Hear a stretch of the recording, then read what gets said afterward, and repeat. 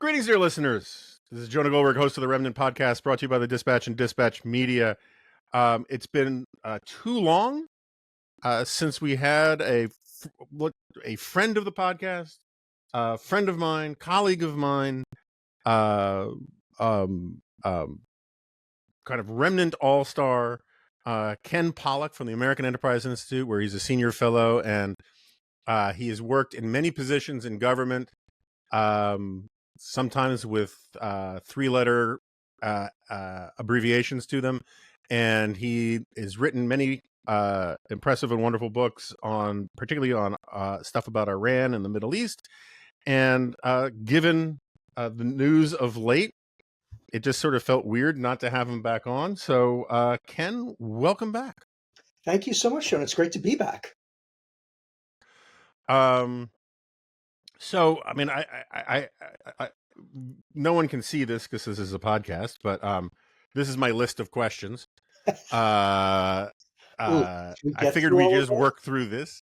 I know it's for listeners, it's a long blank page. But why don't we just sort of start with the news of the week, which is the president of Iran, that's basically the number 2 guy underneath the supreme leader, and the foreign minister. No one, I mean, like this helicopter crash is a great reminder. I once gave a speech at World Forum, the AI thing, and I got to fly down with the Cheneys and, oh gosh, very famous economist. I don't want to out anybody else. And it occurred to me that you never want to be on an aircraft that crashes with really famous people, because then you're going to be remembered as and others. So the poor foreign minister of Iran is killed in this thing, and everyone's like, and 3 other guys, right? So, but what do you make of it? How big a deal is it internally?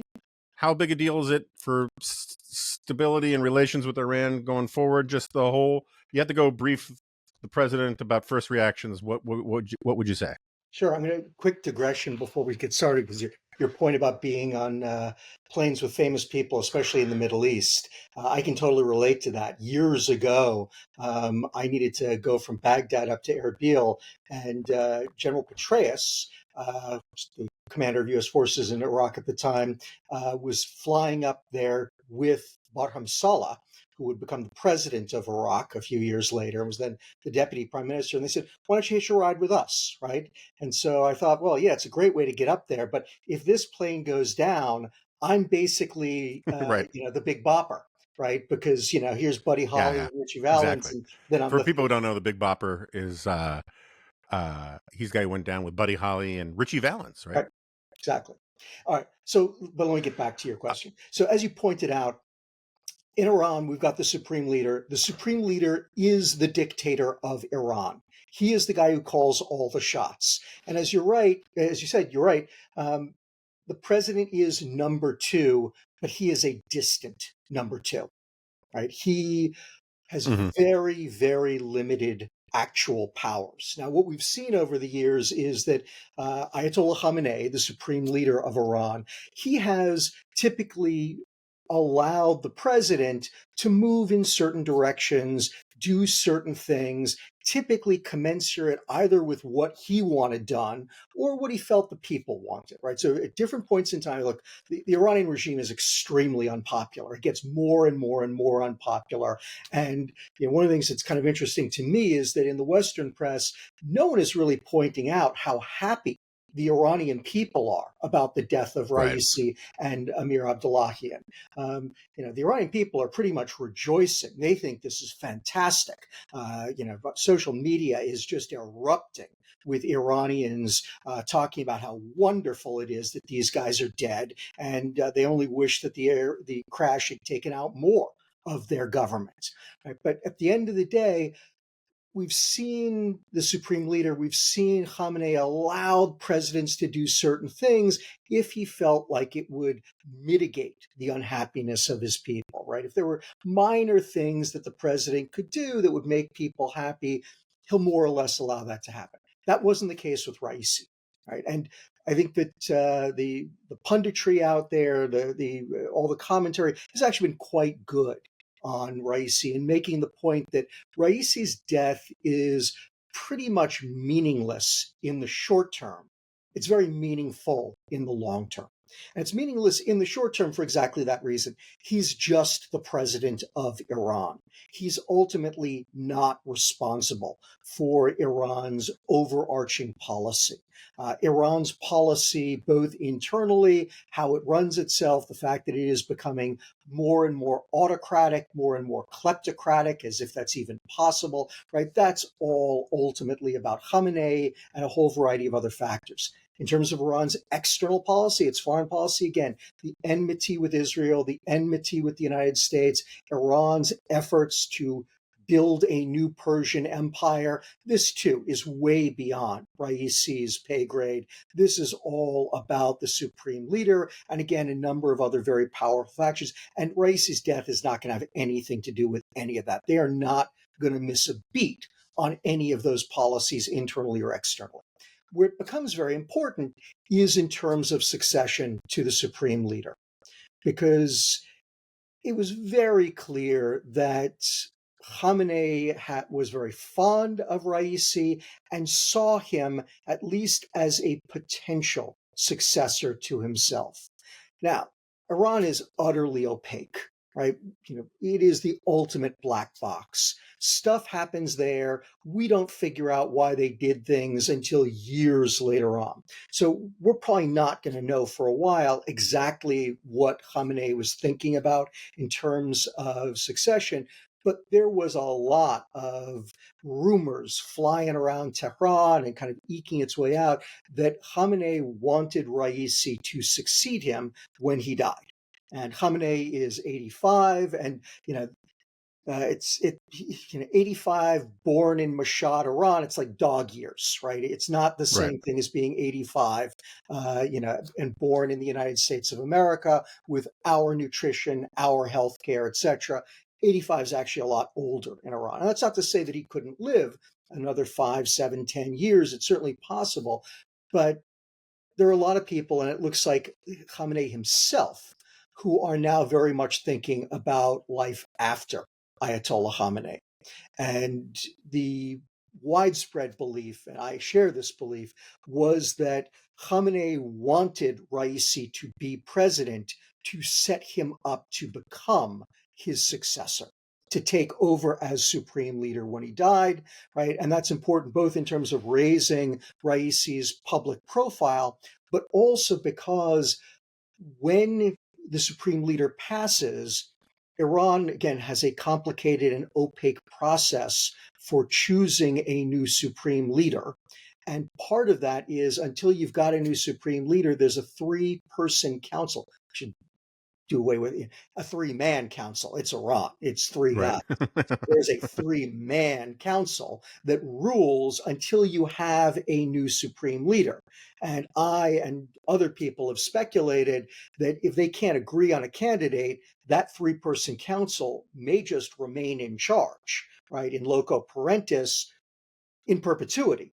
And that 3-person council is composed of the president, the speaker of parliament, the head of the judiciary, and then someone named by the Guardian Council, which everyone assumed would be the head of the Guardian Council. So in other words, the president would be part of that 3-man committee that would rule until there is a new supreme leader, and might just continue to rule if there isn't a new supreme leader. So the fact that Raisi was president, right, again, raising his profile, but also putting him on this 3-man committee was very important, and again, seen as laying the groundwork to make it not just possible, but highly likely that he would be Khamenei's successor. So that's why his death is very important in the long term. And by the way, just one last point, and then I'll stop and let you ask another question from that long list.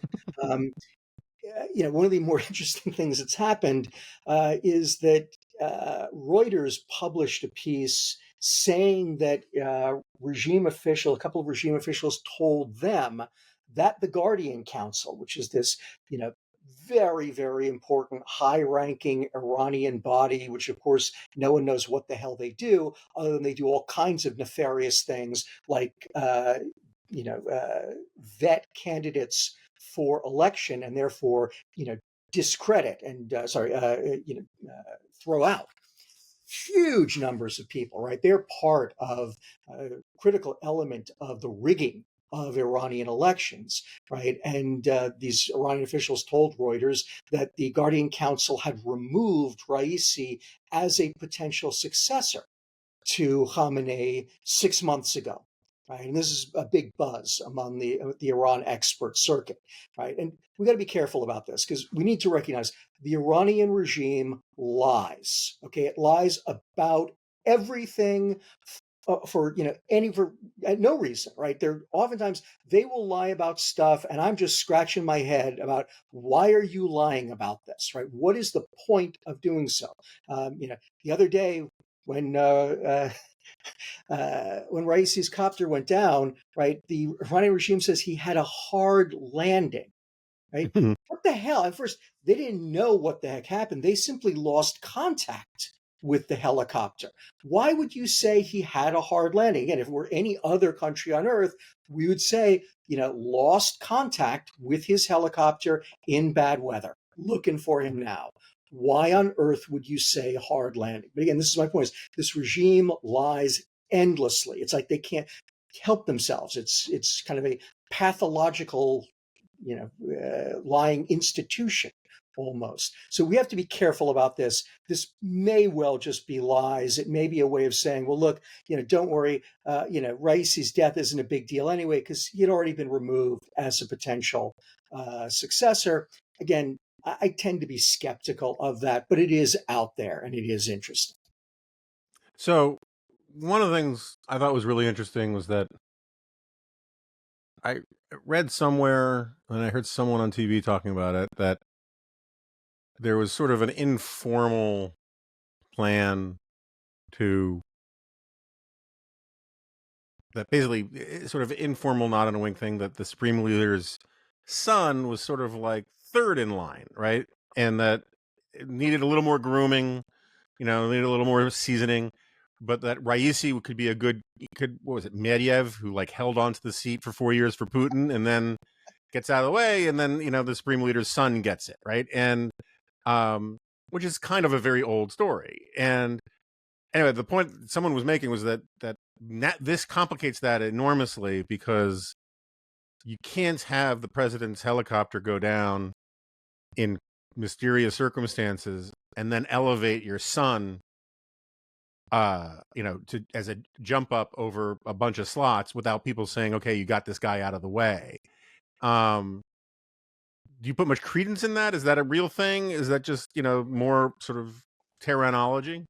Yeah. So as always, first, it's an interesting question, Jonah. First, I got to start with, we don't know. Years ago, I used to give a talk on Iran, which I really liked, and it was called "I Don't Know and It Depends." Right. And the whole point of the talk was, and I always start this way, saying, if you want to be an expert on Iran, it's really interesting. It's really easy, because there are only ever two answers to any question that you get asked about Iran, which are "I don't know" and "it depends." Right. So this is very much an "I don't know" and "it depends." On the one hand, you're exactly right. Hereditary monarchy is exactly what the Islamic Revolution was meant to overturn.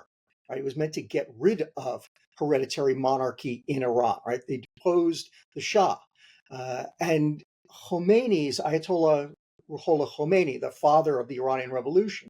Right. His philosophy, his ideology was this notion that the person who should be running the country should be its most competent, its most learned Islamist jurisprudent, right? So its most competent theologian should be the person running the country, not the son of the guy who happened to be running it, right?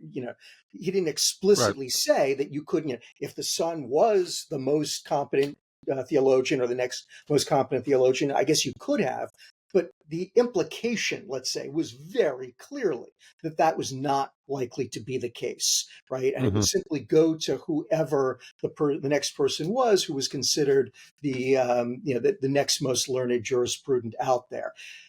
So point number one looks really bad for that exact reason. Second, it's going to be really hard to make the case that Mujtaba Khamenei's son, is the most learned cleric in Iran, or even close, right? His religious credentials are very sketchy, right? And that's the best way to describe it, because again, this is Iran, this is how they do things. It's just not clear what his actual credentials are. So you're sort of like the Don Trump Jr. of Islamic fundamentalists, something like that. Yeah, that's a pretty good, right? Exactly. His credentials are unclear. His standing in the hierarchy is unclear. Yeah, nobody knows if he's got the credentials. Now, at some level, that's already been kind of discounted. The truth of the matter is that Ali Khamenei didn't have the right credentials when he became supreme leader back in 1989 when Khomeini died. Right at that point in time, he was nothing but a Hujjatul Islam, right? Which Shia Islam has these very clear hierarchical gradations for their clergy, right? It really should have been a Grand Ayatollah. So it goes roughly Grand Ayatollah, Ayatollah, Hujjatul Islam, right? Really should have been a Grand Ayatollah, which is what Khomeini was. At the very least, an Ayatollah. He wasn't either. He was a Hujjatul Islam, right? Were there, just out of curiosity, Grand Ayatollahs and Ayatollahs who were passed over? Yeah, there were 4 Grand Ayatollahs in Iran. And they were passed over because, of course, none of them believed in Khomeini's system, right? Khomeini's philosophy was heretical to them. Khomeini's philosophy is derived actually more from Zoroaster and Plato, much more than it is from traditional Shia theology. So there were a lot of Shia theologians, Iranians, non-Iranians, who at the time and to this day believe that Khomeini's philosophy, which usually gets referred to as Veliyat Faqih, rule of the jurisprudent, that this is not consistent with traditional Shia theology. Right? In particular, brief digression, traditional Shia theology has regarded political power as inherently corrupt, right? The central premise is that that only the Mahdi, only the Messiah, right, has the correct knowledge from God to rule properly on earth.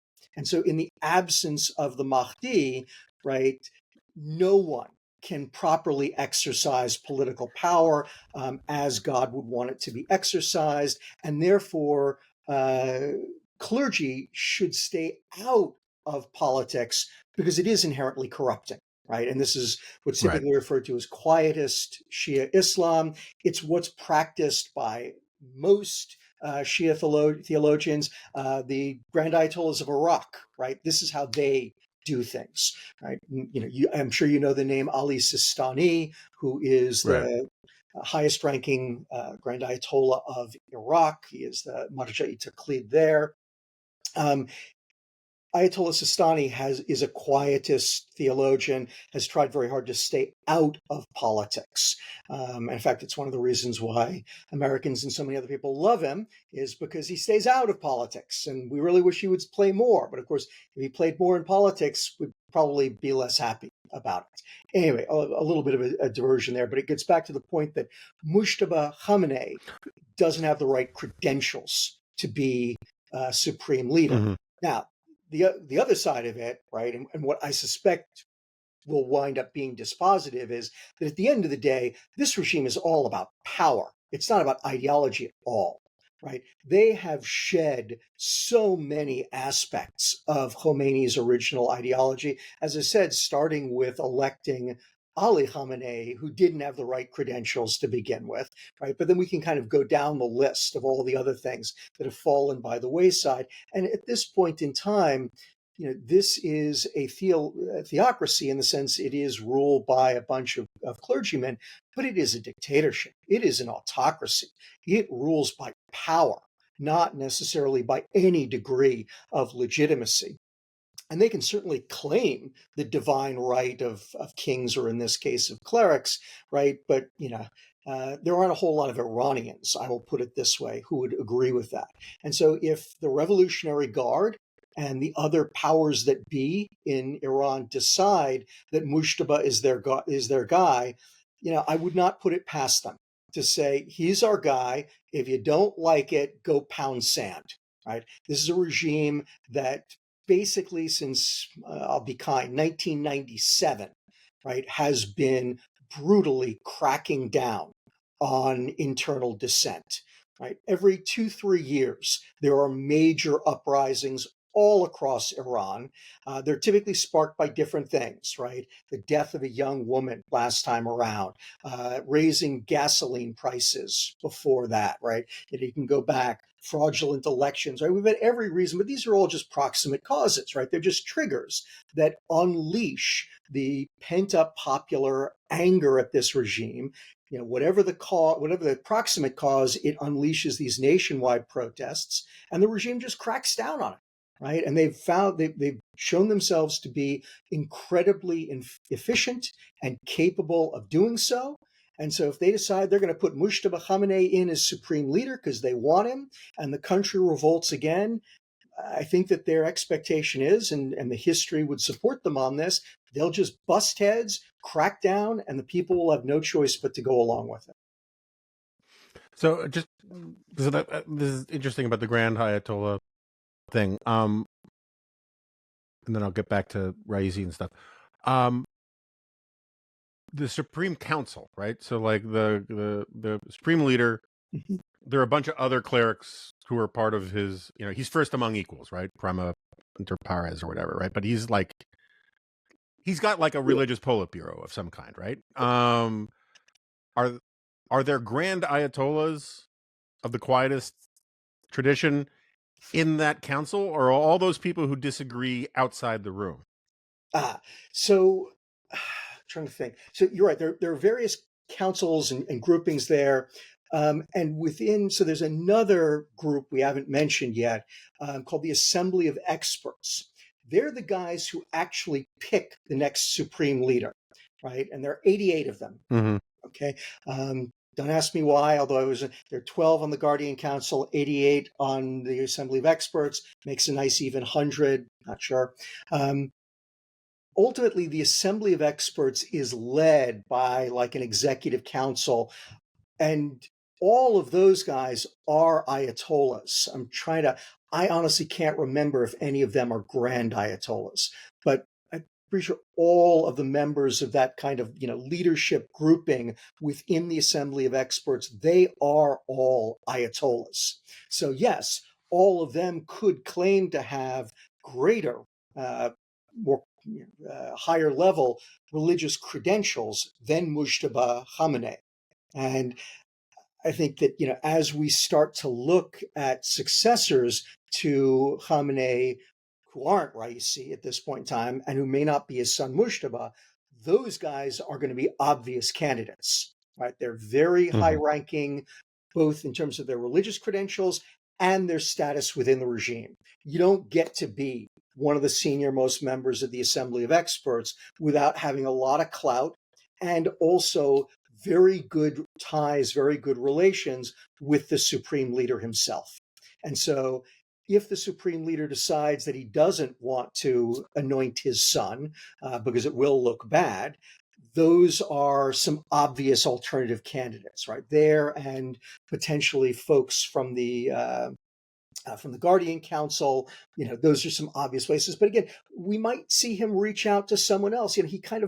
He more or less plucks Raisi from obscurity, right? Ebrahim Raisi was not a well-known name, certainly to folks outside of Iran, but even to a great extent to people inside Iran. Before, in about 2016, 2017, Khamenei kind of, starts grooming him, and he runs for the presidency in 2017. He loses, which is interesting. It's very clear he's already Khamenei's guy in 2017. Khamenei allows him to lose in 2017, allows Hassan Rouhani to retain the presidency. But by 2021, it's very clear it's no. Raisi's my guy. I want him in as president, right? And completely buggers the 2021 election to make sure that Raisi ends up as president. But again, plucked from obscurity, more or less. Okay, so I suppose the last thing about the internal workings of the malocracy, but you used a bunch of times, clearly, deliberately, the word theological jurisprudent, right? Like religious scholar of the law is what I take that to be. Right. Is that a distinct thing in Shia from theologian? Right. So, like, I mean, I understand that this distinction was very subtle. It's very subtle in Jewish law and in Jewish tradition, right? Rabbis are also sort of interpreters of the law. And back in the days of before the Protestant Reformation, you could say that theologians were also doctors of this, doctors of the church, doctors of law. But there does feel to me to be like there's a difference between a sort of a metaphysician theologian and a scholar of law. Is this a distinction that I'm harping on for no good reason? So I want to be careful here, Jonah, because there are people who know this better than I do. But yes, this is important because, again, in particular, well, first again, Shia Islam has much more of a hierarchy, right? And the interpretation of the Quran, of the Hadiths, of what it means for Sharia law is different and very, very well developed in Shia Islam, right? And Shia Islam belongs to a body of Islamic thought that is very much about allowing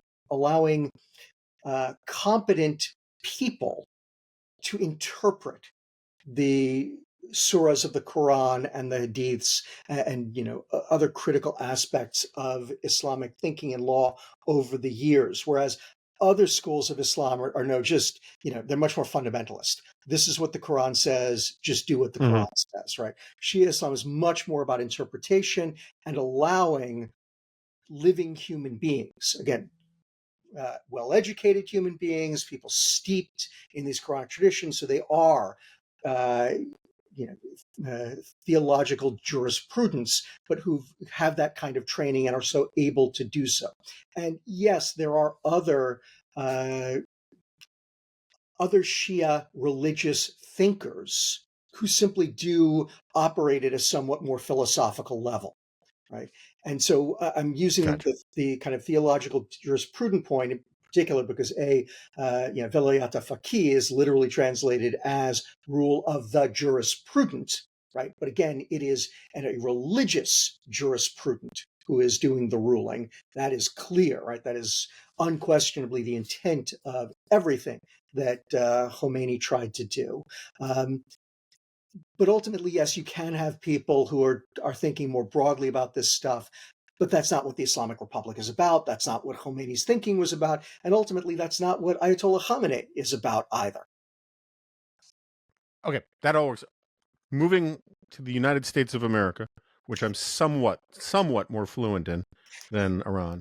Now we get to the hard part. What's with all the condolences and gnashing of teeth and rending of cloth? I mean, like, if you were the ambassador to the UN, would you have stood for a moment of silence for the butcher of Tehran? Because we didn't even get into this. That's my fault. He was a bad dude. He ordered the execution of thousands of people. He earned the title butcher of Tehran, right? So, like, I know you're closer to Clinton world than I'll ever be, but like when Pol Pot died, the Clinton administration did a good job of sort of saying, yeah, okay, rotten hell now. I mean, that's subtext, but what's with I get diplomacy is the saying nice doggy until you can find a rock and all that kind of stuff. But like, really, are we actually mourning this guy's death? Is anybody? Yeah. So he points about Clinton, I kind of feel this on a daily basis, right? This ain't your granddaddy's Democratic Party anymore. Yeah. And, Biden, the Biden administration may not be the Obama administration, although it is full of lots of people who kind of cut their teeth in the Obama administration. Um, and they do seem to still have they still seem to be operating under what I see as a very dangerous misimpression that there is a friendship to be had with Iran. Um, Hmm. and look, I've said this any number of times. I may have said this in a previous appearance on the Remnant. I apologize if I am repeating myself, but I think it does bear repeating, which is, I never repeat myself on this podcast, so don't worry about it. I am as a constant listener, 100% fresh content every single time. one of the things I love about the Remnant is every time I listen to you, it's something completely different, Jonah. Um, Uh-huh. Uh-huh. I have been, an incredibly strong proponent of American efforts to reach out to the Iranians, right? I was Bill Clinton's Persian Gulf director at the NSC when he made the effort to, begin a rapprochement with the Iranians. I was entirely in favor of that. I thought it was exactly the right thing to do. I was more cautious, but still very strongly in favor of Obama's efforts to reach out to the Iranians. Again, I was more skeptical given what we had gone through under Clinton, but I thought it was absolutely worth doing. But what I have learned from 40 plus years of US Iranian relations is the Iranian regime is absolutely uninterested. The Iranian regime, and I'm being very careful here, it is not the Iranian people, it is the regime.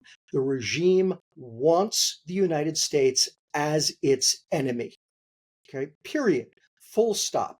There have been moments in time where the regime has seen it in its interest to engage in some degree of tacit cooperation with the United States. But on every single occasion that the regime, whether it's Khomeini as supreme leader or Khamenei as supreme leader, the regime has made it clear that this is nothing but transactional. Right, that there was nothing transformative going on here. Right, they wake up every morning saying death to America, and they mean it. Right? And they do all kinds. They do as much harm to the United States as they can get away with on a daily basis. Right? They want us. They want nothing but ill for us. And as I said, as someone who I will give myself credit and say I tried as hard as it was possible to explore whether there was any possibility of having a rapprochement, having just good, normal relations between the United States and Iran, which, I still believe at a theoretical level would be the absolute best thing in the world for the United States. And by the way, for Iran too. I've come to the conclusion it is not possible. Every single American administration, starting with Carter, has tried to reach out to Iran, has tried for a rapprochement with Iran. Every single one of them has been turned down. Right? And it's all because of the supreme leader. And yes, Raisi is a nasty piece of work. He is anti-American. He is anti-Semitic, anti-Zionist, anti-Israeli. Right? He was a firm backer of Iran's regional policies, which are to subvert and ultimately to dominate all of America's allies in the region, destroy the Israelis, and drive us out. Right? This is our enemy. Right? That is all I can conclude. This is our enemy. And the idea that, we are mourning his loss. I mean, did we mourn when they hung Mussolini? Right? Right. I do not get this. And again, to me, it is born of this, this misplaced belief, largely on the Democratic side, that the differences between Iran and the United States are simply a product of misunderstandings. Right. And that, well, they've done bad things to us, but we've done bad things to them too. I would actually argue those points. Most of the time when we've done bad things to them, it's been in response to bad things that they did to Right. us. And in general, the bad things we did to them were of far, far, far lesser degree than they believe than most of the world believes. I mean, you want to go back to Mossadegh. Glad to talk about Mossadegh and what actually happened, as opposed to what the Iranians believe, what most of the world believes, what most of the United States believes, for that matter. Right? It's Mm-hmm. very, very different. The reality is very, very different. As I said, I say this as someone who has no particular animus against Iran, the Iranian people. I think it'd be great if we could have a good relationship with them again. And I have tried through most of my career to make that a reality. It just won't. That dog won't hunt. Right? It is just not the reality. The Islamic regime, the Iranian Islamic regime, has defined itself as our enemy and acts on it. Right? There are other countries out there, it's worth pointing out, who don't like us, who say nasty things about us.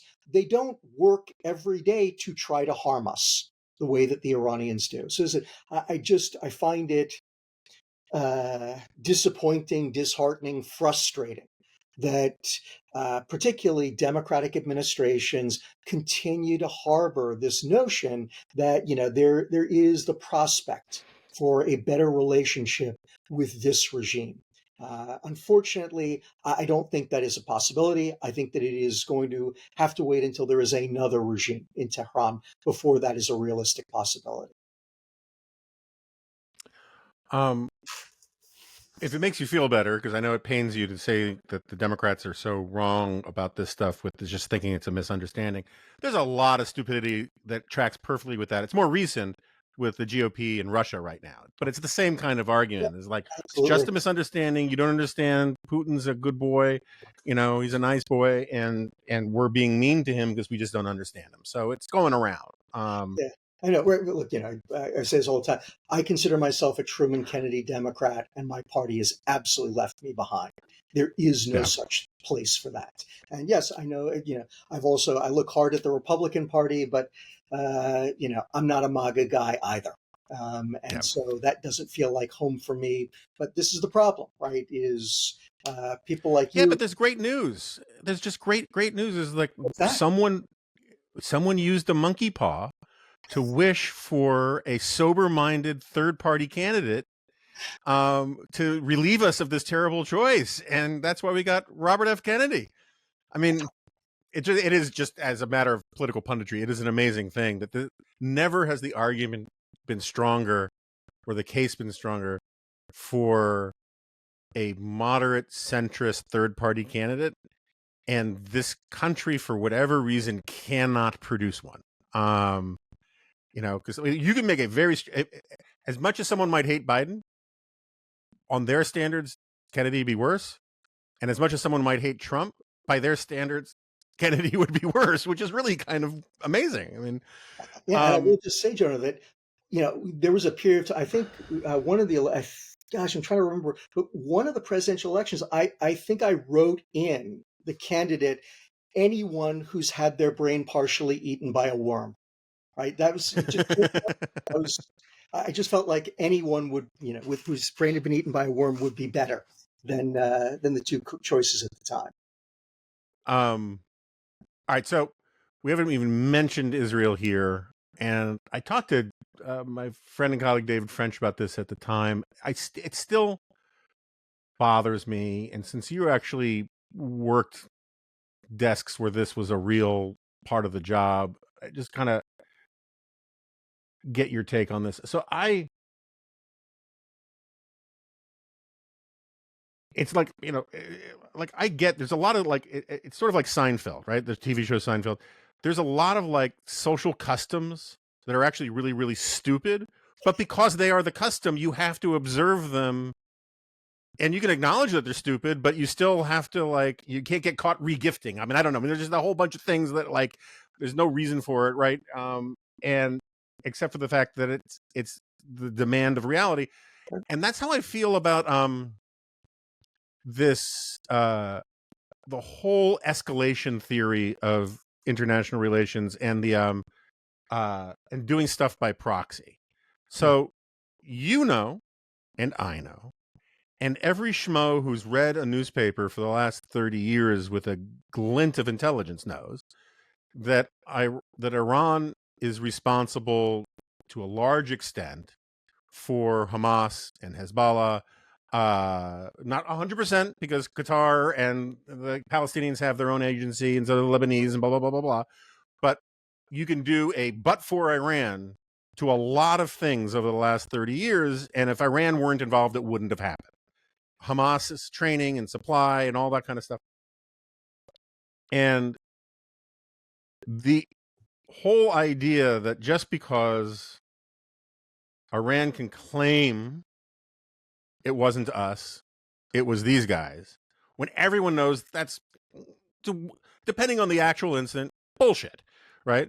Similarly, this whole idea that after Iran launched its attack on Israel, after Israel had attacked those guys and killed those guys in Syria, there was a lot of chin-stroking, pointy-headed foreign policy intellectual types, not present company excluded, were all about how, well, this is so different because it's from Israeli soil or from Iranian soil, and there's no sort of way to claim this was by proxies and stuff. I get the reality of, I can understand the reality of it, but the stupidity of these distinctions, which have no analog in your own life. If your neighbor launched pit bulls to attack your kids from his yard to your yard, you'd be very cross, and your desire, the pursuit of remedies would be vigorous. I doubt they would change in the slightest if he did it from the street in front of your house, which was not his property, right? Not his territory, but your kids were still attacked by pit bulls, right? So like these are these artificial distinctions that they're lies agreed upon, and because they're agreed upon, they're real. And there are lots of lies agreed upon in life. Currency is a lie agreed upon. Borders are lies agreed upon. I get it, but it's still really stupid. And anyway, make me feel like it's less stupid. So I generally agree with you, but here's if you want okay, this is why it there's maybe something to it. I put it this way: sometimes plausible deniability is really about letting the other guy, letting your enemy off the hook, right? Mm-hmm. So if you hit them directly and overtly, right, it is a challenge to their sovereignty. It is a challenge. I'll introduce an archaic concept, but one that still matters enormously. It is a challenge to their honor.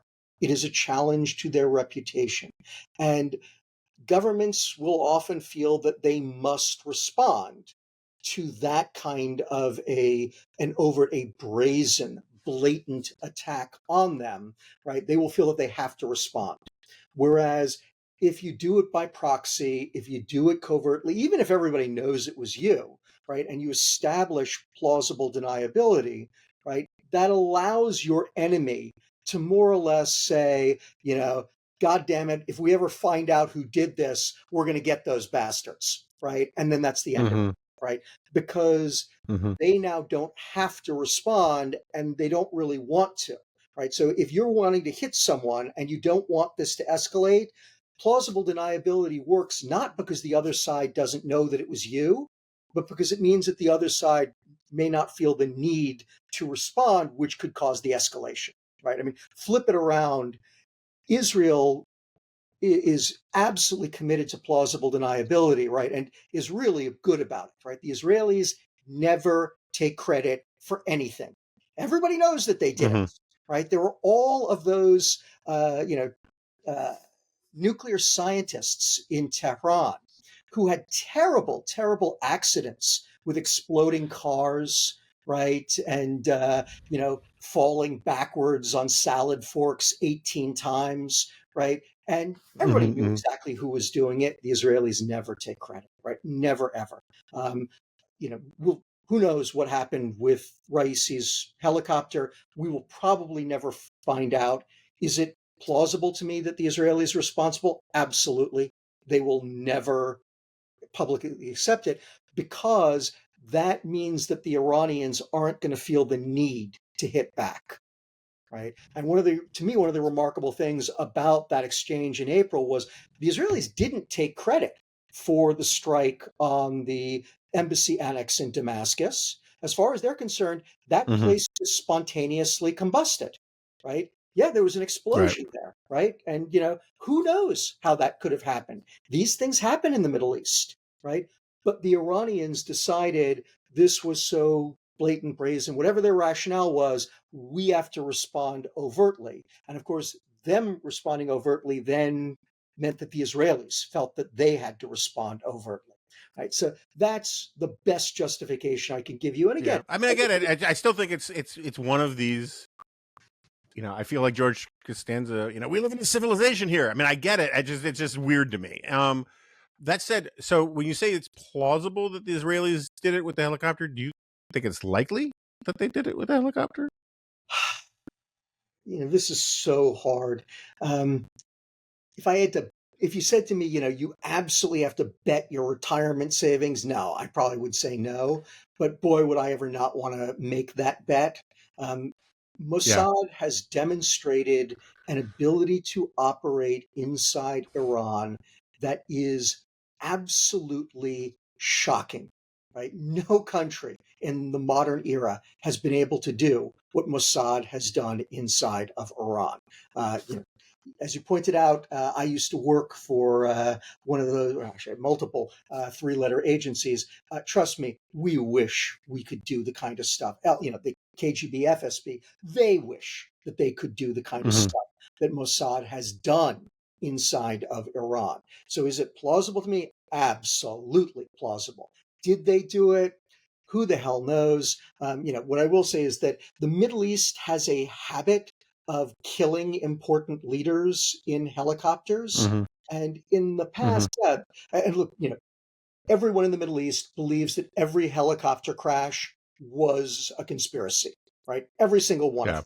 And we've had a number of really important ones, right? Whether it was, go all the way back, Bernard Law Montgomery, Field Marshal Montgomery was not supposed to take over the Eighth Army, right? But the guy who was supposed to dies in a plane crash, and Montgomery is the next choice. The dictator of Iraq in 1966, Abdussalam Arif, is killed in a helicopter crash. Saddam Hussein's defense minister, Adnan Khairallah, killed in a helicopter crash.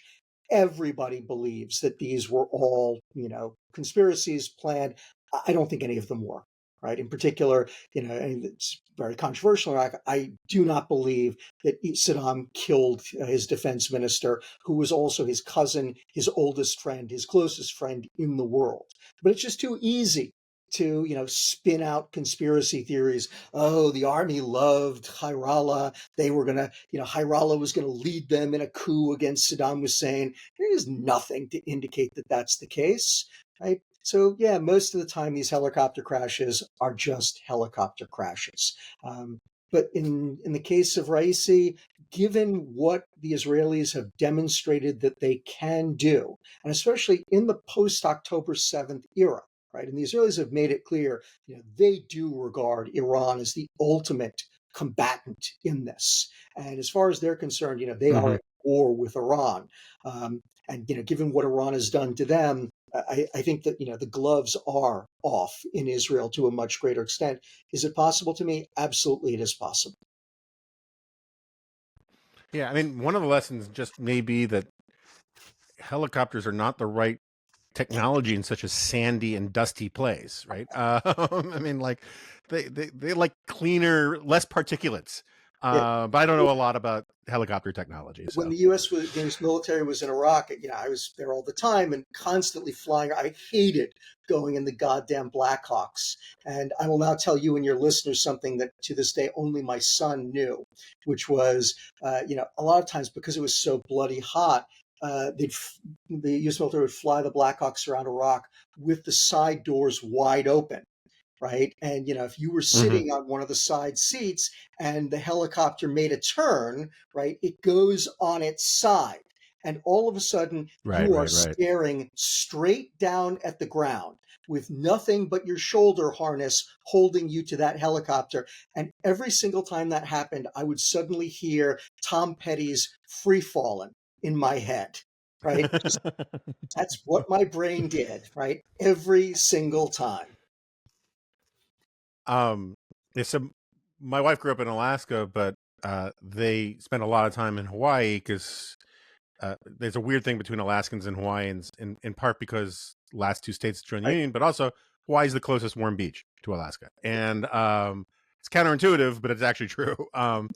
And uh, and so helicopter tours are a big thing on the Big Island where they had a place, and uh, her entire family had a just zero tolerance for helicopters policy because basically there were just so many stories that this is where all of the, again, we're talking about 30, 40 years ago, all the Vietnam vet dudes with sort of PTSD and a drinking problem would go to retire. And you just see them, walking out of the bar, putting on their Big Island Tours hat and heading to the helicopter. It's like, I don't think he's done his 28-point check on the engine today. But anyway, all right. So we've gone a little long, but we gotta talk about a couple more things here. One, I'll stipulate that Biden's in a bad place when it comes to how to deal with the Israel stuff. I will also stipulate, in the spirit of common ground and equanimity, that his initial responses were good, much like his initial responses to Ukraine were good. Right. He seems to have gotten a little rattled in the last 8 weeks, and so I'm just wondering, big picture, how do you think they've handled an admittedly difficult situation in a political time, all that kind of stuff, but including the arms embargo thing, which didn't turn out to be an embargo, turned out to be another one of these vacillating, not quite a trial balloon, but not quite profile in courage either. I'm sorry, listeners can't tell how pained you are by this line of questioning, but I'm just trying to lay the groundwork. What do you make of it all? Yeah, I'm pained because I just don't like the way that the administration has been handling this stuff, right? And I think this is the worst of the Democratic Party foreign policy establishment, something that I had to deal with on a regular basis and found enormously frustrating. And it's also the worst of Joe Biden, right? And, I say that as someone who actually likes the guy, right? I've briefed him any number of times, talked to him any number of times, like him as a person. I actually think he is a pretty smart guy. But, at his worst, and, what I've seen from his many presidential campaigns is that where he gets himself into trouble is when he starts pandering. Right. And he's constantly trying to have it always, not just both ways. To me, he becomes the walking embodiment of the old Aesop's fable, right? The moral of which is, the man on the donkey, right, with his son. The moral of which is when you try to please everyone, you end up pleasing no one. Right. And I think he does. He starts trying to please everyone and figure out, how do I make the folks in Dearborn happy, but, also keep, not just the Jewish Democratic voters, because truth of the matter is they're never going anywhere, but, Christian voters who are pro-Israel. How do I keep them happy too? Right. And I think that, first of all, it's just a terrible way.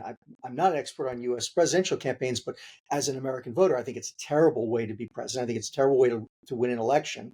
From my own perspective, my experience with it, leading, right? Simply leading, saying this is what I believe is right and this is what I'm going to do, actually is what wins you the respect of the American people by far, right? Just having those principles, sticking to them, that is typically what the American public likes, as long as those principles aren't kind of so completely wacky that no one's going to stand up for them. And so this kind of degree of pandering, I just find incredibly problematic. What's more, get away from the politics, on which I'm not an expert, it's really bad policy. right? This, as you pointed out, I thought that he did really well at the beginning, because that was, genuine Joe Biden, right? That's where that's where he lives. That's who he is. He is very pro-Israel for a whole variety of different reasons. May not necessarily be pro-Bibi, and that I completely understand, but very pro-Israel. And what's more, he was taking a play from the Clinton playbook, which worked really well, which is that you have to hug the Israelis. You have to hug the Israelis as close as you possibly can. You have to make them feel completely safe with you. Only then can you have any influence on them when it comes to these existential issues for Israel, right? And we should never forget that they are existential issues for Israel. You want to move them, you have got to convince them that you have their back. And this kind of, petty, symbolic stuff, was not going to work in this kind of a moment. And people have compared it to things like, George H.W. Bush refusing to give Israel loan guarantees for expansion of settlements in the West Bank. Right? That is a completely different set of circumstances. Right? Those settlements were not existential to the Israeli state. The Israeli people were not feeling imperiled at that moment and isolated at that moment, right? It is a completely different policy issue in a completely different context. And, I looked at this and just said, this is not going to work. I mean, by the way, it was, I looked this up. It was Fouché, Napoleon's secret police chief, who famously said about the assassination of the Duc d'Enghien, it's worse than a crime, it's a mistake. Right. And yes, I had the same reaction. It wasn't Talleyrand? No, apparently I thought it was Talleyrand too. It wasn't. But I once looked it up because I wanted to use it in something I was writing. So I've learned to, look up the damn quotes before you actually write them. Apparently it was Fouché, who was also an incredibly clever, right? He was Napoleon's secret police chief, and another one of these, operators, totally Machiavellian. Fouché was the only one who could give Talleyrand a run for his money. So apparently it was Fouché. But yes, I thought you were going to say that Fouché died in a helicopter crash. He may have, and then we'd want to know whether Talleyrand was paying off the mechanic. Also, Fouché's other most famous quote, maybe it's misattributed to him, is "Don't believe all the quotes on the internet." But wasn't that Yogi Berra who said that? I agree with you. I mean, you're being diplomatic about it, but I think that it's worse than a crime and it's a mistake thing is really true with the Biden part, because Biden's approach to this is undermining his credibility with everybody, right? I mean, it's like his real problem is, whether you want to say it's the age issue or the mental issue or the pandering issue, they all basically are coded as weakness. And and it's a very common point among pundits to point out that, like, Biden's whole political career was figuring out where the center of the Democratic Party was, not where the center of American politics was, right? Which for a long time, when there were basically twice as many Democrats as Republicans in this country, those two centers almost lined up, right? And so, like, when Bill Clinton moved to the center of the country, he came closer to the center of the Democratic Party as well. But now, partly because of the Obama years and polarization and also 1,000 other things, where are the Sam Nunns, right? There are no centrist Democrats to create the antipodal, center that Biden could occupy. Instead, when Amy Klobuchar is like a right-wing Democrat now, that means the center of gravity of the Democratic Party is going to just be much further to the left. And I think that's part of Biden's problem. Another part of Biden's problem is, I honestly think that the people he listens to in the Democratic Party are unrepresentative of the Democratic Party. I mean, this is our colleague Roy Teixeira could go on a great length about this, but, like, I don't know, like, what would Bill Clinton's reaction when you were working in the Clinton White House if a whole bunch of young staffers went out and held a protest of their own White House over the White House's policies? I mean, like, again, I've had a reappraisal of Bill Clinton in a lot of different ways. I would like to think he would say, well, you're all fired. I mean, you left me no choice. You cannot protest your own White House and think you still have a job here. But like, these are the people that Biden thinks are the heart of the Democratic Party. And he listens to them in ways that I think he would be much better served if he just sort of, threw a couple overboard in a sort of sister soldier like human sacrifice. But I think that's why he gets himself into trouble, is he can be pushed around by false representatives of what he thinks the true party faithful want.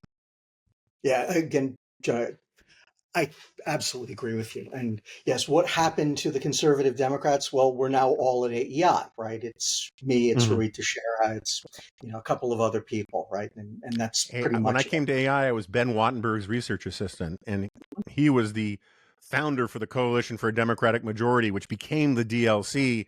And he was one of those Democrats like Richard Pearl. So you come from a long tradition of Scoop Jackson Democrats who, the problem is that the Republican Party used to be kind of accommodating for like Moynihan Democrats.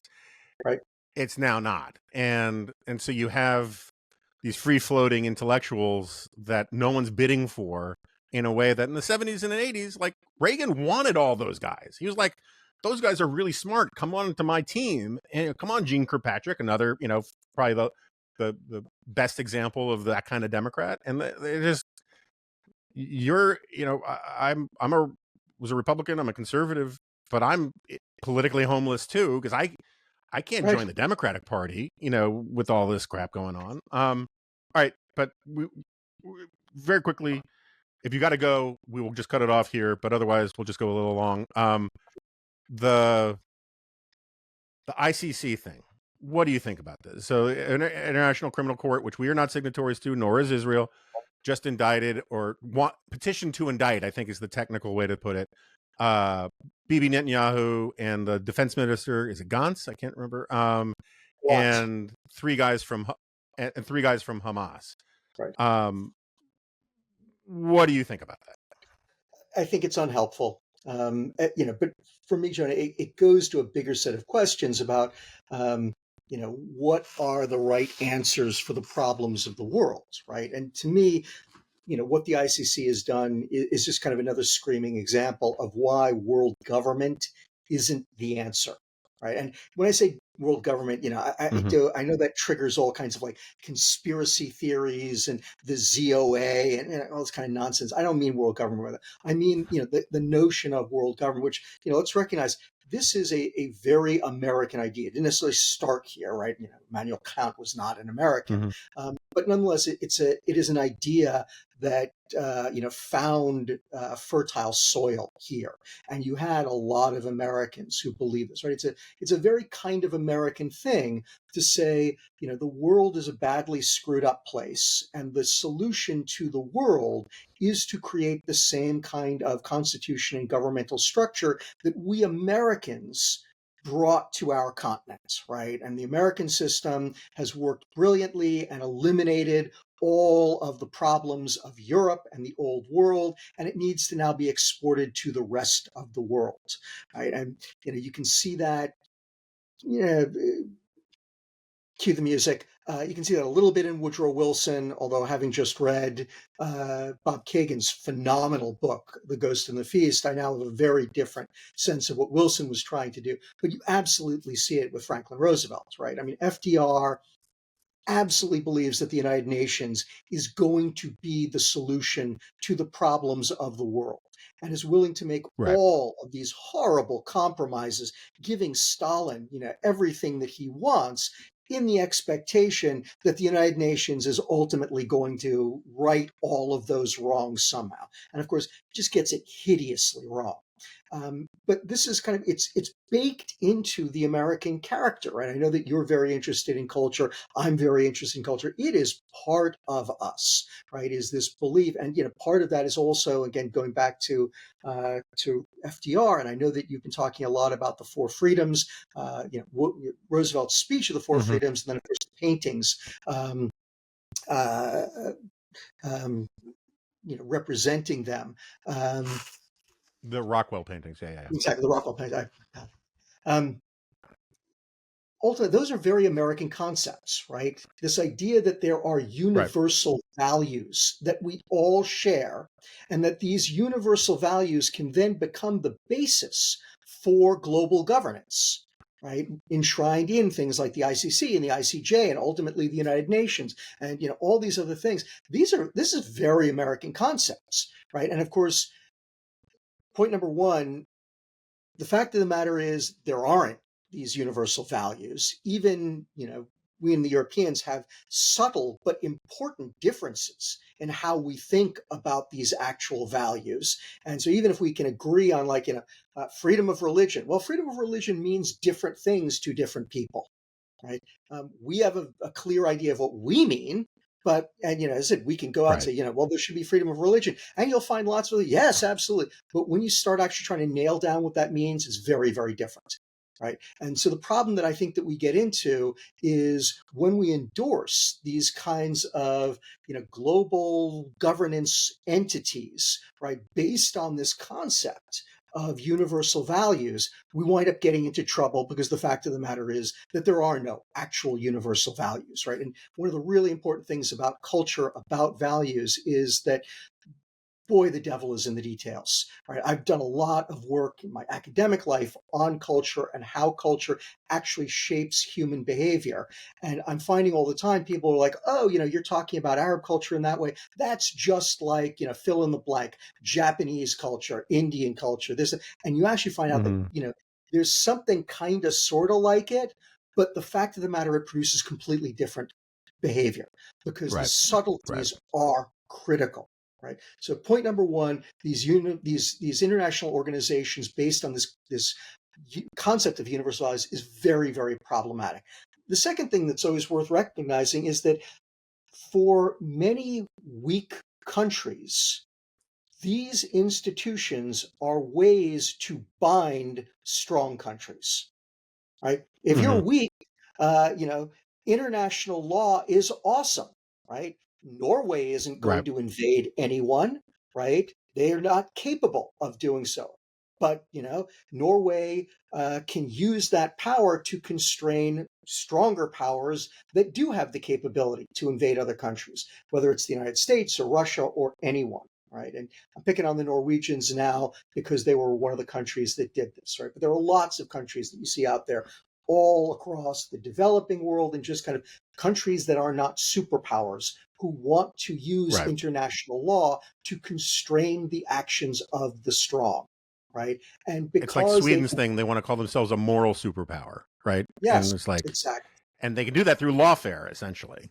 Exactly. And of course, also worth noting, the fundamental hypocrisy of all of this, because Norway and Sweden have the ability to do this because they are defended by the United States of America, right? And if it were not for American power, American strength, they would be in a completely different situation, right? And not able to kind of enjoy the life that they have and take this moral high ground that they're able to take. But again, you see this all across the world where, smaller, weaker powers try to use international law to bind strong. And by the way, let's also confess to our own hypocrisy, which is we're also perfectly willing to use international law when it suits us. Right? When there's something that we can use against the Russians or against the Chinese, we're glad to use it, right? And I always think about the fact that these things have consequences, right? I'm writing this book on the U.S. and Iraq, and I'm a huge fan of the George H.W. Bush administration, enormous fan. Probably, I believe the most competent, best, if you want to put it that way, American administration, certainly of my lifetime. Just a superb job. And part of that, of course, was during the Persian Gulf War, building this international coalition. Which let's remember, this was not something anyone had done before in terms of going to the UN and seeking this UN resolution to be able to build this. I mean, the only precedent for it was Truman and the Korean War, right? And that was a different set of circumstances. Right. But what Bush does is really remarkable. And I think that it's hugely important in being able to wage that war, which I think was exactly the right thing to do, because the Democratic Party was fundamentally dead set against the Persian Gulf War, right? Something people have completely forgotten. In living memory, everyone was in favor of the 1991 Persian Gulf War. Everyone was opposed to the 2003 invasion of Iraq. In point of fact, the numbers are reversed. The 1991 vote in Congress is razor thin.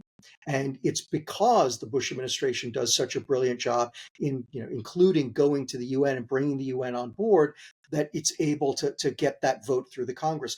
But that then has ramifications, right? Because now that you've gone to the UN, you have in effect given the United Nations a veto over what you're doing, right? And it hurts Bush, George W. Bush, in 2003 when he can't get the blessing of the United Nations for the invasion of Iraq, right? And that's not to say whether it was right, wrong.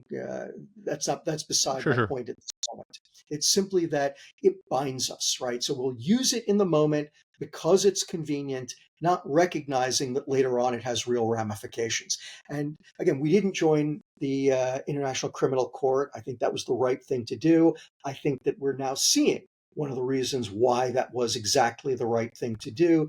And it's not to say that we shouldn't be joining other international organizations. I think a number of them have very good purposes and have brought enormous value to the United States. It's simply a way of saying we have to be really careful about all of this global government stuff, because it doesn't always reflect what we believe to be right, and because other countries can use it against us, not just our ability to use it to constrain countries that we regard as entirely evil, which I completely agree with, like Russia, like Iran, like North Korea, etc. This is a little off point, but I can't remember if we've talked about this before. I've been writing intermittently for about 20 years. I'm not alone in this. I'm not claiming authorship of the idea. I was earlier than some people, but it's actually a pretty old idea. So maybe I was just earlier from my generation than some people, on the whole League of Democracies thing, right? It's that I invest very little moral weight to the United Nations. Doesn't mean the United Nations doesn't do some morally good things. It obviously does. But those things, it's not like, but for the existence of the UN, a lot of those things wouldn't get done. We would figure out other ways to do most of them.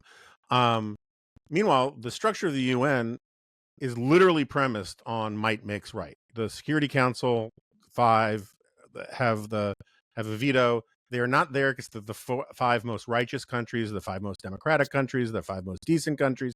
They're there because they're the 5 most powerful countries, or were in 1946 or 48 or whatever, right?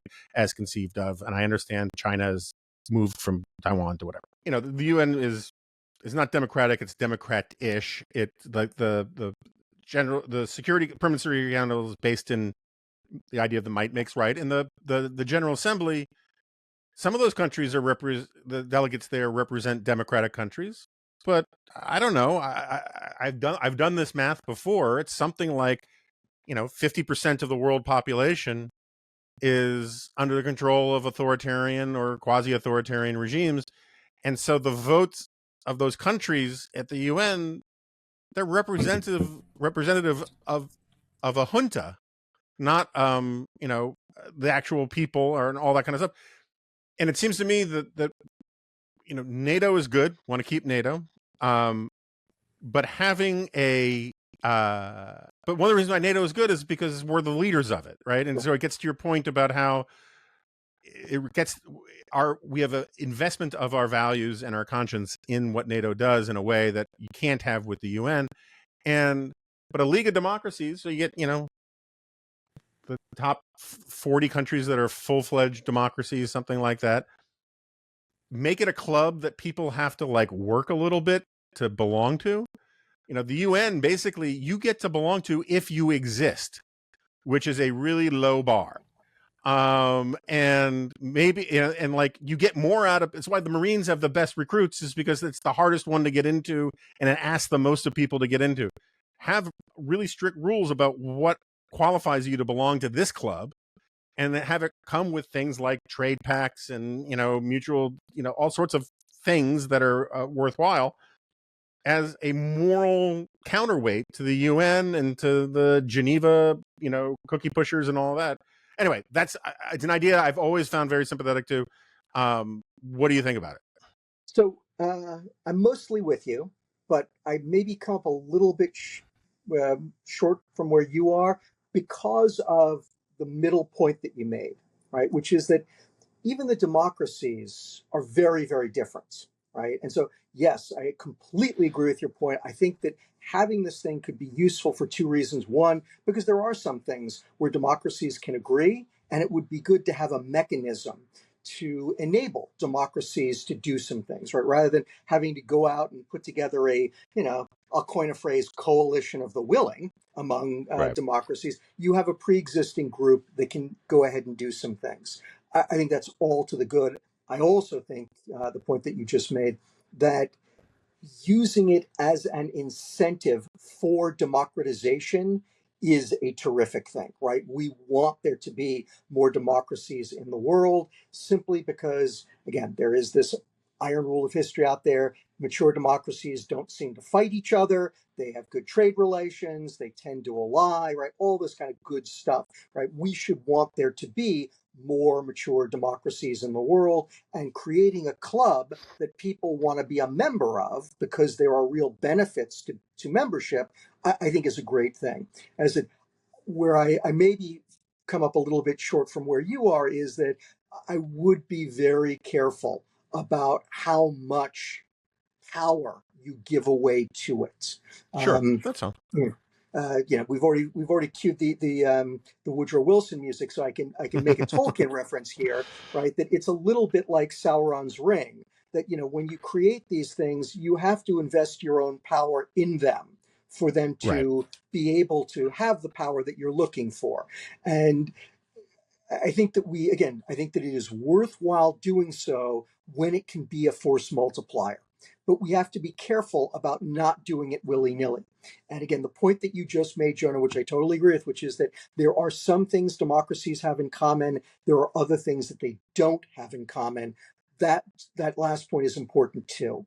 And so not getting carried away with ourselves and saying, oh, this is fantastic, we should be doing everything with all the world's democracies, right? And so now we're kind of, you know, trying to make decisions about, oh, I don't know, Pakistan with the Indians, right? That could be very difficult, right? Right. That's fair. Yeah. I think that's fair. All right, so a couple rapid fire things. This morning, we're recording this on Wednesday morning, either, I think, late yesterday, Ireland, Norway, Spain said they're going to recognize a Palestinian state. I have no problem with recognizing a Palestinian state in the abstract. Doing it in response, essentially, to October 7th strikes me as an almost profane, grotesque thing to do. And as you know, my producer was making the point, you know, why shouldn't ISIS attack Spain and that way they can get, you know, a 10-7 Independence Day for Andalus. And I mean, like, rewarding terrorism is historically like one of the most provenly stupid things to do, and yet there is this collective action problem logic to it that happens again and again and again. That's sort of how I see it, at least. Yeah, I'm very much in agreement with you on this. First point, you know, I am a staunch believer in a two-state solution, right? I'm going to say this. I'm not sure I'm supposed to, but I'm going to.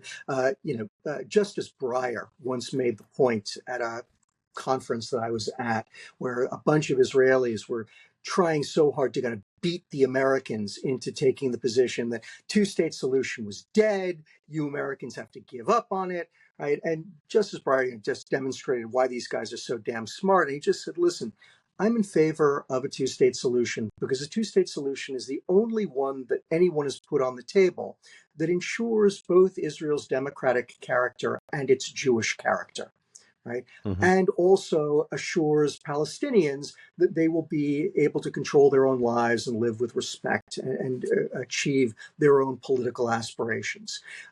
Until someone comes along with a better solution, the two-state solution is the only one out there. And that's how I feel. I think I believe it all along. And to me, October 7th simply redoubled that. There must be a Palestinian state. That has to be part of the end game.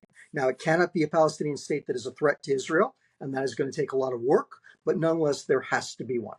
That said, yes, what Norway, Spain, and Ireland have done strike me as, at best, utterly gratuitous, right? First, it has no practical bearing. It's not clear who this Palestinian state would be, what it is.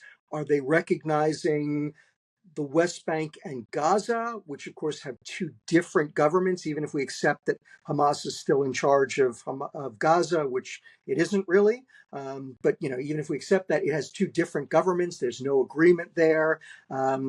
As everyone who's been involved with the peace process, except apparently now Norway, has pointed out, granting Palestinian statehood needs in part to be a reward to the Palestinians for making the kinds of compromises that they are going to have to make as part of a peace process, right? So you're giving away something that really ought to be part of the negotiations. It has no practical basis. And yes, as you just pointed out, and I couldn't agree with more, the idea that you are rewarding, and again, the Palestinians themselves weren't responsible for October 7th, but they've cheered it on. And again, it's not like the Palestinian people are also utterly blameless for the bad things that have happened.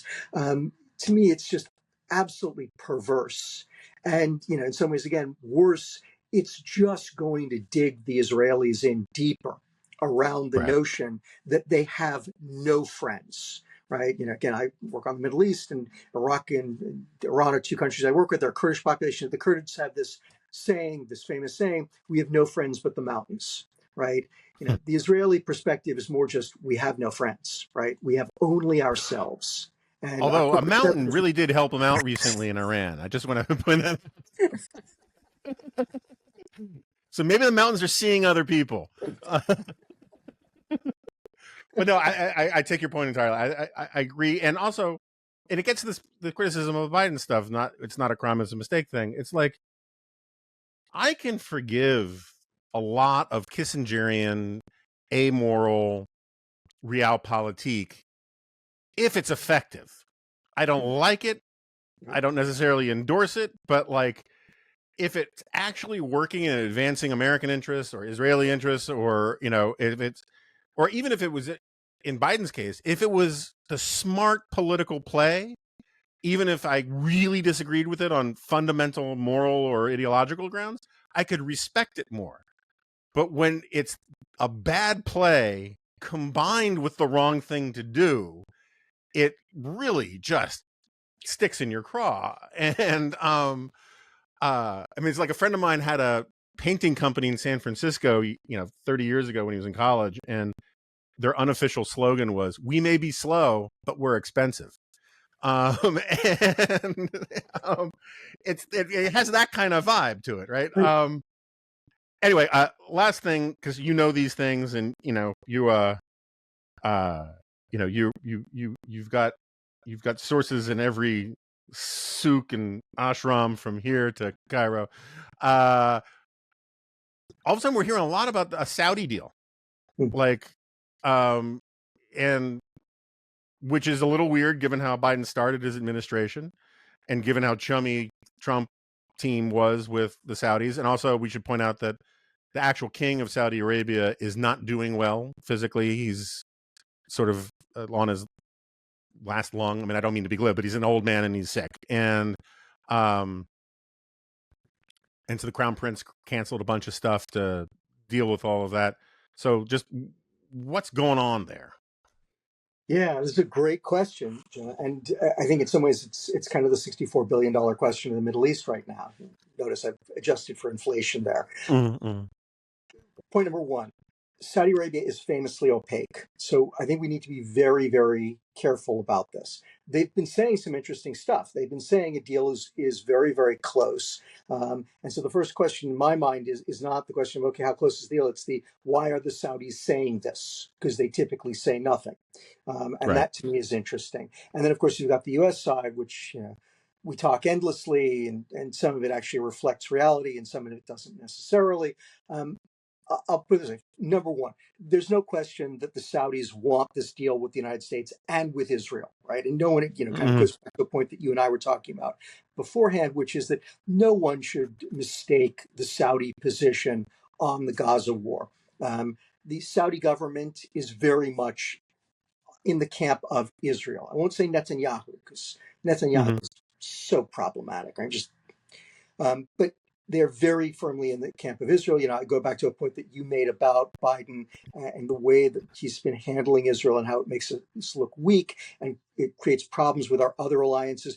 The Saudis are first in line for that, right? The Saudis want to see the United States backing Israel 100% because their feeling is if the Americans aren't going to back Israel 100%, they're sure as hell not going to back up 100%, right?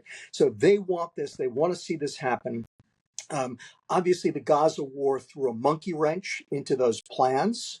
From my perspective, do you think that was the point? Do you think that was the actual point of the Gaza war? Yes, I think we're all put this way. It was one of the most important points for both the Iranians and the Palestinians. Is that they both saw Israel and the Sunni Arab states coming together in a way that was going to leave Iran out as the enemy and the Palestinians behind as roadkill, right? That's where it's headed. And let's remember, that's what Netanyahu wanted, right? He wanted the Abraham Accords because that was going to allow him to just dispense with the Palestinians, right? So I'm not suggesting Hamas was right to do what they did, but, their fears had some validity to them. How they handled it was appalling. Given their priors and premises, there's a rationality to it. Exactly. Yeah. Right. So this has been out there for a while. The Gaza war did set it back for some period of time. As for what's going on right now, I will tell you, Jonah, I just as a Saudi analyst, as a Middle East analyst, I think it would be hard for the Saudis to strike the deal with the Israelis unless they get something more from them, right? And that's what we've been seeing in the press is even the Americans are saying, Tony Blinken said the other day, this may not happen because the Saudis really do need the Israelis to do some things with the Palestinians, right? And that makes perfect sense to me. Mohammed bin Salman, most of the Saudi elites may hate the Palestinians, right? But they understand that their people have tremendous sympathy for them. They don't necessarily want to just ignore popular will in Saudi Arabia. I think it will be hard for them to go ahead and normalize with Israel unless they get something from the Israelis. And it's not clear whether they will. So two things I think are going on here. Point number one, I think that both the U.S. and the Saudis are trying to use the prospect of the deal, dangling it in front of the Israelis to get the Israelis to do something more on the Palestinians, right? And again, this also plays into Israeli internal politics because it's clear that the Israeli center, there's no left of anymore, but the Israeli center, Yoav Gallant, the defense minister, Benny Gantz, Yair Lapid, the leaders of the opposition, I think they all would be much more willing to make compromises toward the Palestinians, right? And so the United States and the Saudis are trying to advantage them, right? Give them something to work with against Netanyahu and the extreme rights, right? The settler movement in effect, right? So I think part of what is going on is that. The other big issue in my mind, the question in my mind is if the Israelis aren't willing to do that, are the Saudis willing to say, okay, you know what? We're not going to be able to put the triangular deal together, But if we can get the bilateral deal with the Americans, we're willing to take that. Right? They might be willing to. They absolutely might be willing to. The big issue there, in my mind, is the king. Right? As you pointed out, the king is not doing well by all accounts. But King Salman, he is from the old school, and he has always been committed to the Palestinian cause in a way that his son just doesn't seem to be. Right? It, I think, would be very, very difficult for King Salman to go along and say, yes, we can kind of cut the Israeli piece out of it, which means cutting the Israel-Palestine piece out of it, and just do this bilaterally with the Americans, because, of course, this is leverage that they have with the Israelis that I don't think the king would like to give up, right? And so one of the questions in my mind is, can MBS go ahead and cut out, or just, put on the shelf the Israeli piece of the deal, just do the bilateral with the United States? And there's one last piece of history that needs to be brought into it. It's particularly salient because of what happened with Egypt and Israel and the United States and the Camp David Accords. Again, most Americans don't know this, but originally the Camp David Accords were supposed to include Israeli compromises for the Palestinians as well. There is a whole section on the Palestinians in those documents, which never got implemented. Because at the end of the day, Sadat wanted them in there. He demanded that they be included for obvious reasons, but signed the deal, and they were never implemented. Right? The Israelis never went ahead and did it, and the Egyptians never complained about it. So for the Palestinians and a lot of other Arabs, part of the sellout of Camp David, part of the reason why they hate Sadat and believe that he sold out the Arab cause, was that he never made good on the Palestinian pieces of it. He never demanded that the Israelis make good on the Palestinian pieces of it, right? So dumping the Israel-Palestine elements of this agreement could certainly be very hard for King Salman. As I said, I don't think they'll be terribly hard for Mohammed bin Salman, but I do think they'll be hard for his father. And so again, could it happen? It certainly could, but I also will not be at all surprised if it doesn't happen. Okay, we need to close out, but I feel like I've made a huge mistake here. We kept referring to the deal, whether Israel's included in the deal, whether it's just between the United States and the deal. What's the deal? Like what is it? Like what is it? Mutual defense? Is it something to do with live golf? I mean, like, what is the actual deal? What is the three-way deal? What is the two-way deal? Like what? I mean, I'm not saying you have to give me all the particulars. We don't know, but like what when people say, are they going to get a deal? What deal are they referring to? Yeah. So again, we don't know the details, John, and this is part of the issue. Look, I'll put it this way: I think it's highly unlikely that the Saudis are going to get a mutual defense pact, because that would be a treaty and it would have to be voted on by the Senate. And right, this better than I do. That seems kind of unlikely at this moment. Right. And as a proud, former resident of Connecticut, I don't think either of the two Connecticut senators are going to allow that to happen. I think that they will go on hunger strikes before they allow that to happen. So it will be some kind of a lesser defense agreement between the United States and Saudi Arabia. And it's going to be interesting to me to see what the Saudis will accept. Some of your listeners may know a year ago, the Bahrainis signed a new defense agreement with the United States, which was touted far and wide as being this big important event. And the agreement actually only calls for the United States and Bahrain to consult in the event one is attacked by the other, right? Which is a very, very weak defense agreement. But again, what I took away from it was the fact that everybody was making such a big deal about this was that the Bahrainis had convinced themselves that it meant more than just consult, that it really did represent a commitment by the executive branch of the United States saying, we're going to be there for you, right? And the second point that's interesting about that is that Bahrain is, I'm going to be diplomatic again, very, very close to Saudi Arabia, right? The Bahrainis tend not to do anything without getting permission in Riyadh. So this was seen by me and others as being a stalking horse for an ultimate Saudi-American deal. So that may be all that we get there, is this, commitment. But again, it will symbolically mean a lot more than the words on paper, right?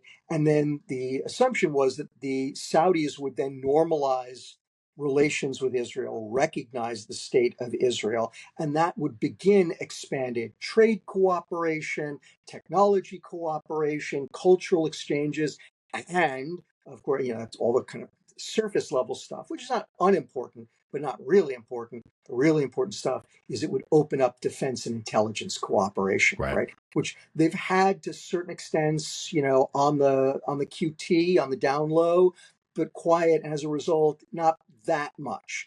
This will now bring it out into the open, and you could greatly expand it. So that's the basic nature of the deal.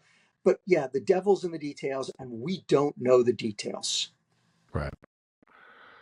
All right, Ken Pollack, my colleague at the American Enterprise Institute, senior fellow, author of many fine books and a new one on the way, which we will definitely have you back on to discuss, if not sooner, obviously.